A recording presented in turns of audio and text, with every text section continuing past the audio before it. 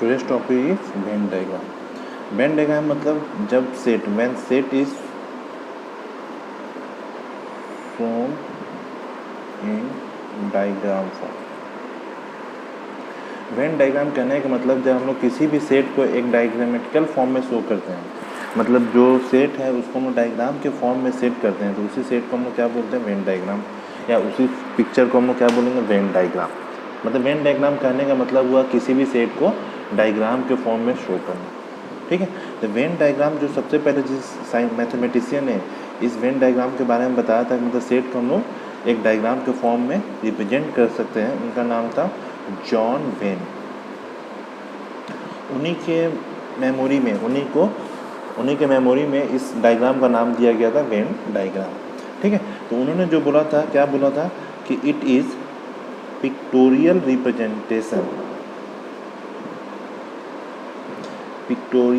Representation of sets and members of set is called Venn diagram. ठीक है, John when ने जो Venn diagram का डिफाइन दिया था वो क्या दिया था, pictorial representation of set and member of set, मतलब किसी भी सेट का और उसका मेंबर का जो हम लोग पिक्चर से रिप्रेजेंट करेंगे उसको हम लोग क्या बोलेंगे, वेन डायग्राम। तो इस वेन डायग्राम में हम लोग यूनिवर्सल सेट को रेक्टेंगुलर फॉर्म में रिप्रेजेंट करते हैं। यूनिवर्सल सेट को क्या चीज़ से रिप्रेजेंट करते हैं, रेक्टेंगुलर रीजन से। ठीक है, दूसरे इसके सबसेट्स को हम लोग क्या चीज़ से रिप्रेजेंट करेंगे, सर्कल से। सबसेट्स को हम लोग सर्कल से रिप्रेजेंट करेंगे। ठीक है, इनसाइड द रेक्टेंगल, सबसेट को हम लोग सर्कल के रिप्रेजेंट करेंगे इनसाइड रेक्टेंगल, किसी भी रेक्टेंगल के रीजन के अंदर में। मतलब ये जो सबसेट आएगा यूनिवर्सल सेट्स के अंदर में आएगा।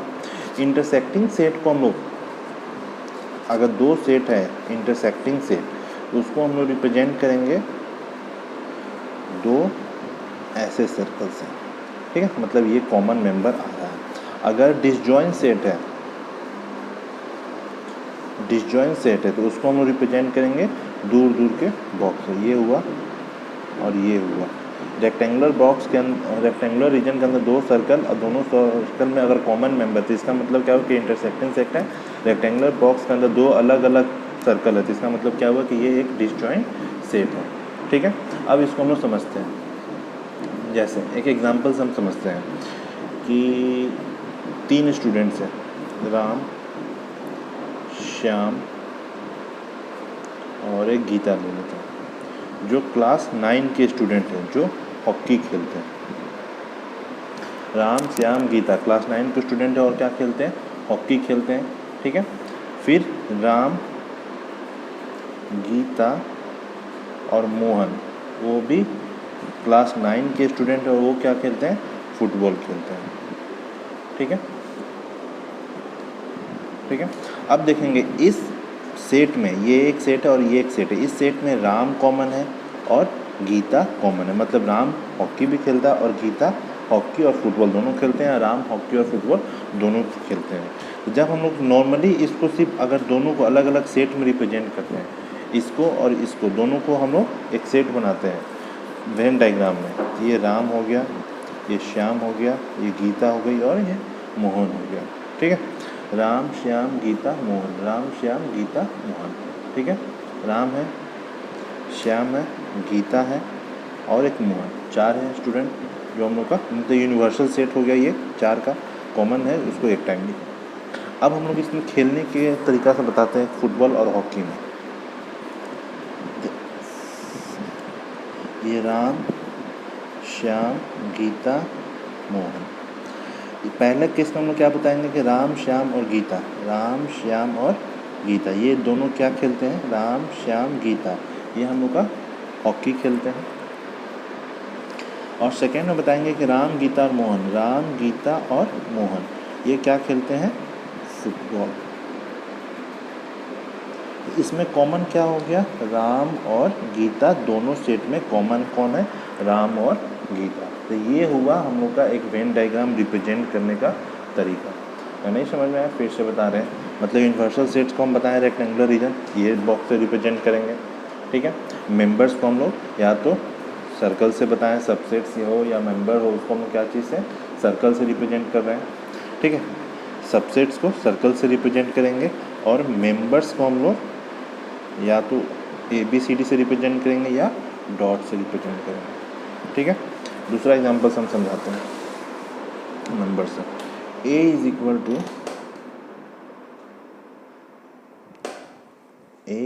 टू 1 2 3 4, अब B एक सेट हो गया 1 3 5 7, ठीक है।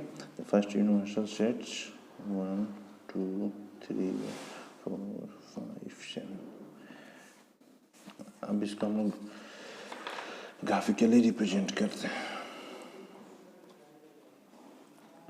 पहले रेक्टेंगुलर रीजन में ग्राफिकली हम लोग दे दिए। अब इसके अंदर में हम लोग दोनों सेट A और B रिप्रेजेंट करेंगे। ये हुआ 1 2 3 4 5 6, 1 2 3 4 5 और 7। ये 1 2 3 4 5 7, 1 2 3 4 फर्स्ट सेट हुआ। 1 3 5 और 7 जो हुआ वो सेकेंड सेट हुआ। अलग अलग हम एक साइड में भी कर सकते थे, मतलब इस तरीक़ा से 2 3, ठीक है।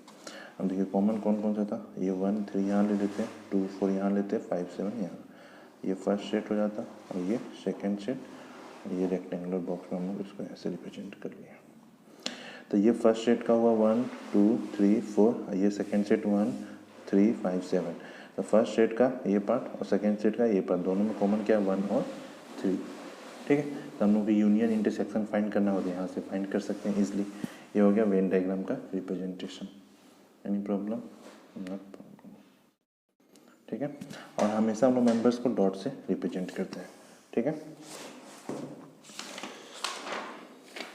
अब इसी पे कुछ प्रॉपर्टीज़ है वेन डायग्राम के आधार पे, वो प्रॉपर्टीज़ देख लेते हैं। फर्स्ट प्रॉपर्टी है आपका commutative law.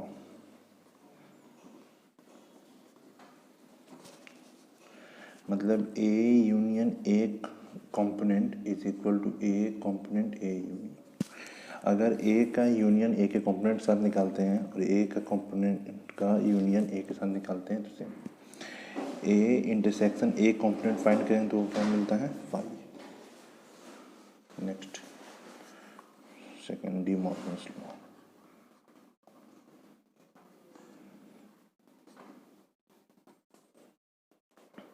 De Morgan's law में बोलते हैं कि A intersection B component is equal to A intersection, मतलब A और B का इंटरसेक्शन निकाल के उसका कंपोनेंट फाइंड करें और A का कंपोनेंट और B का कंपोनेंट फाइंड करके उसका यूनियन फाइंड करें, दोनों वैल्यू सेम आएगा। फर्स्ट सेकंड में डी मॉर्गन्स में है A यूनियन B का कंपोनेंट अगर फाइंड करते हैं तो A इंटरसेक्शन B के कंपोनेंट के बराबर।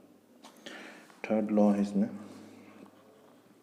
Law of double component, double complement, जिसमें होता है कि अगर A का कंप्लीमेंट दोबारा के कंप्लीमेंट निकाल दें तो वो A के बराबर। किसी भी कंप्लीमेंट का अगर फिर से कंप्लीमेंट फाइंड कर दें तो वापस सेट मिल जाएगा। Fourth one is law of empty set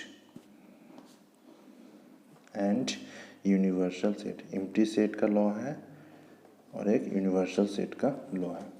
मतलब यूनिवर्सल सेट का अगर कंप्लीमेंट फाइंड करते हैं तो क्या मिलेगा, फाई के बराबर, और फाई का कंप्लीमेंट फाइंड करते हैं तो वो यू के बराबर मिलेगा। फिफ्थ लॉ है इसमें कि number of elements in A union B is equal to number of elements in A plus number of element in B minus number of element in A intersection B. Sixth law है n number of element in A intersection B is equal to number of element in A plus number of element in B minus number of element in A union B, ठीक है। Next one is seventh number n A union B union C, number of element in A union B union C is equal to A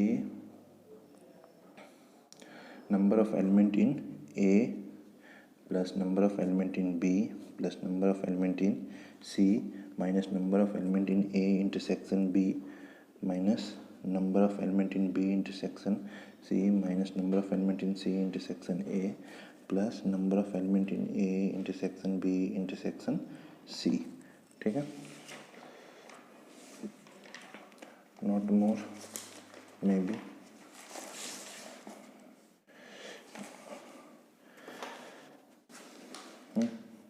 Sufficient. That's it. Set theory finished. From tomorrow we will solve some questions on set theory.